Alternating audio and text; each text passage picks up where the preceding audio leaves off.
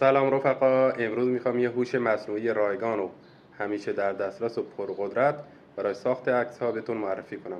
پس بریم با هم دیگه این آموزش رو ببینیم. با توجه به اینکه این هوش مصنوعی توی اکثر گوشی‌ها در آپدیت های جدید فعال شده، برای استفاده فقط گزینه منو رو فشار میدیم و یکم نگه بداریم این هوش مصنوعی بالا میاد. اگه نصب نداریم میتونید از پلی استور عبارت جمینای رو سرچ بزنیم و اپلیکیشن گوگل جمینای رو نصب بکنیم.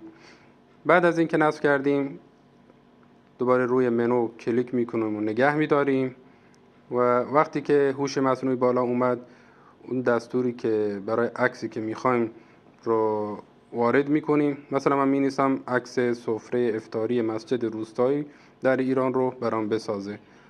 برای استفاده از این هوش مصنوعی حتما باید وی پی ان روشن باشه و با توجه به سرعت وی پی ان و سرعت اینترنت ممکنه عکس یکم زودتر یا دیرتر براتون جنریت بشه. بعد از اینکه جنریت شد میتونید از گزینه دانلود اون عکس با کیفیت رو دانلود کنید و ازش استفاده بکنید.